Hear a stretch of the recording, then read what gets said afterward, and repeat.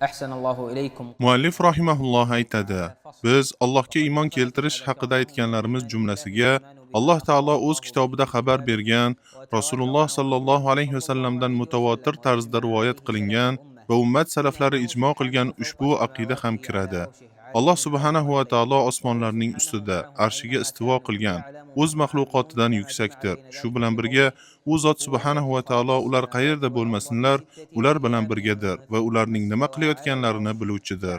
Alloh taolo bu ikki ma'noni quyidagi oyatda jamlagan. U zot osmonlar va yerni 6 kunda yaratdi, so'ng arshga ko'tarildi. U zot yerga kiradigan va undan chiqadigan narsalarni, osmondan tushadigan va unga ko'tariladigan narsalarni biladi.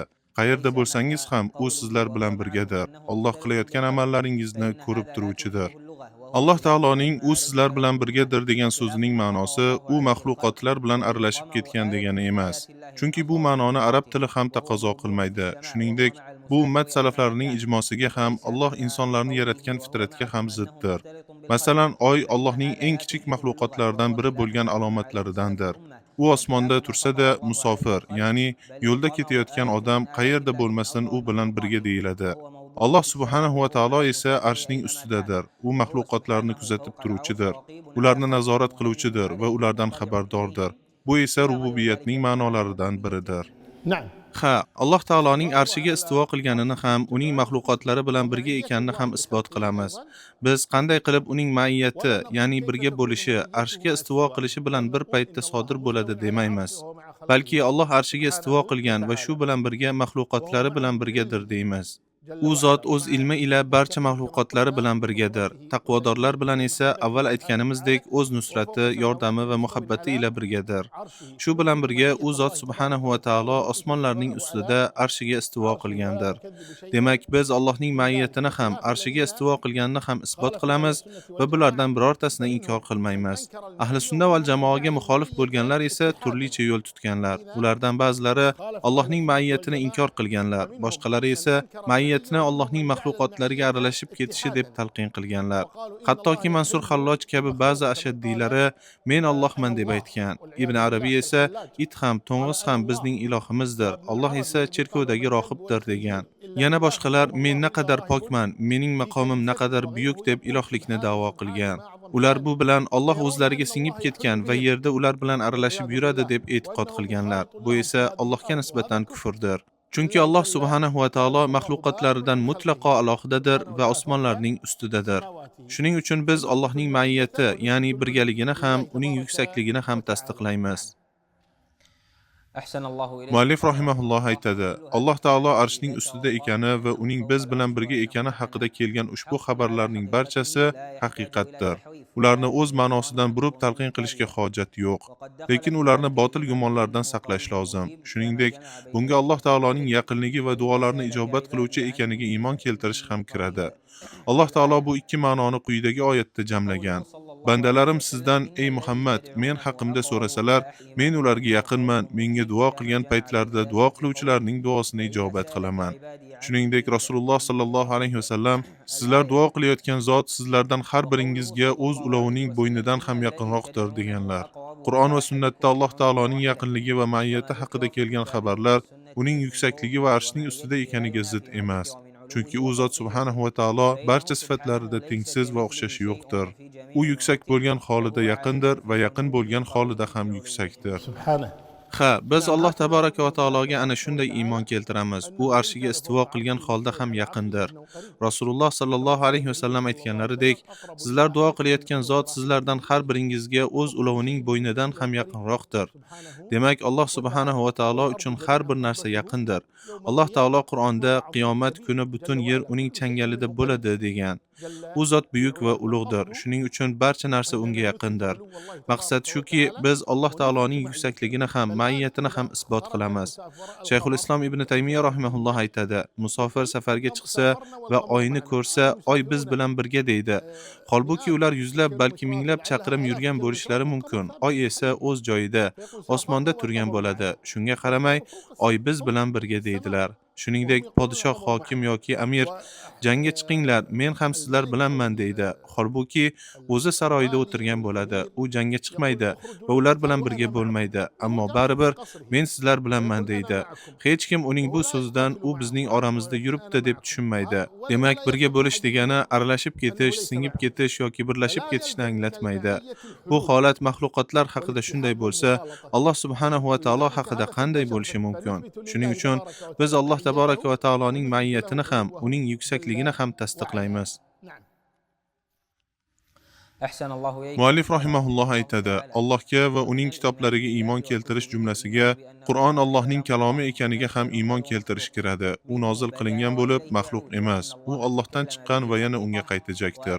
Shuningdek, Alloh Qur'onni haqiqiy ma'noda so'zlaganiga, Muhammad sallallohu alayhi vasallamga nozil qilingan ushbu Qur'on haqiqatan ham Allohning kalomi ekaniga, boshqaning kalomi emasligiga iymon keltirish ham lozim. Qur'on haqida u Allohning kalomidan qilingan hikoya yoki u Allohning kalomining ifodasi deb aytilmaydi. Odamlar Qur'onni tilovat qilsalar yoki uni mushaflarga yozsalar ham, bu bilan u Allohning haqiqiy kalomi bo'lishdan chiqib ketmaydi. Chunki kalom haqiqiy ma'noda uni birinchi bo'lib aytgan zotga nisbat beriladi. Uni yetkazgan yoki o'qib bergan kishiga emas. Qur'on harflari va ma'nolari bilan birgalikda Allohning kalomidir. Allohning kalomi faqat harflardan yoki faqat ma'nolardan iborat emas, balki harflari ham, ma'nolari ham Allohning kalomidir. Ha, Qur'on Allohning kalomidir. U nozil qilingan bo'lib, maxluq emas. U Alloh taboraka va taoloning sifatlaridan bir sifatdir. Abdulaziz al-Kinoni rahimahulloh Bishr al-Mirrisi bilan munozara qilganlarida unga shunday dedilar: agar sen Qur'on maxluq desang, unda Alloh taboraka va taolo uni yo o'z zotida yaratgan bo'ladi, bu esa Allohni hodisalar joylashadigan o'rin qilib qo'yish bo'ladi. Bu esa mumkin emas. Yoki Alloh uni o'zidan boshqada yaratgan bo'ladi. Agar shunday bo'lsa, Alloh boshqada yaratgan har qanday kalom ham Allohga nisbat berilishi kerak bo'ladi. Bu ham botildir. Yoki Alloh uni na o'z zotida, na boshqada, balki mustaqil yaratgan deysan.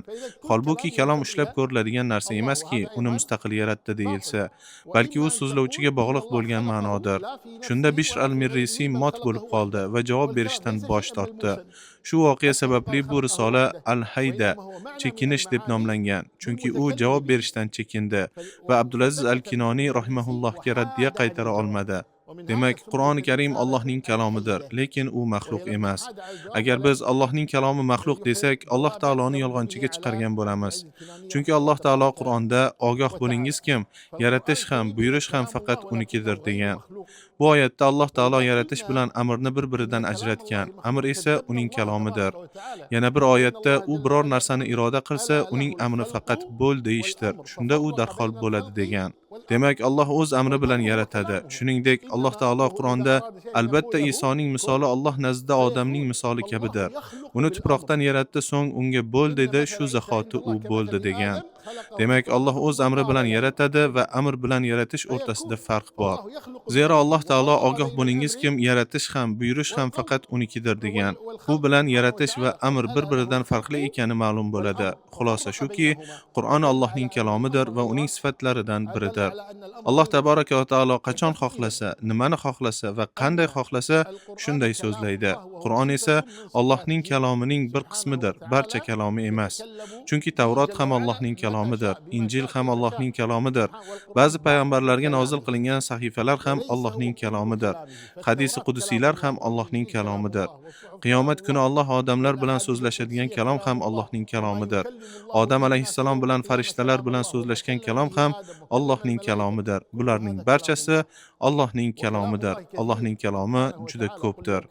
Alloh taolo Qur'onda shunday degan: ayting, agar dengizlar Robbimning kalimalari uchun siyoh bo'lsa, Robbimning kalimalari tugamasidan oldin dengiz tugar edi, hatto unga yana shunchasini qo'shib keltirsak ham. Demak, Alloh taboraka va taoloning kalomi nihoyatda ko'p bo'lib, uni sanab adog'iga yetish mumkin emas. Qur'oni Karim esa cheklangan bo'lib, u Fotiha surasidan Nos surasigacha xolos.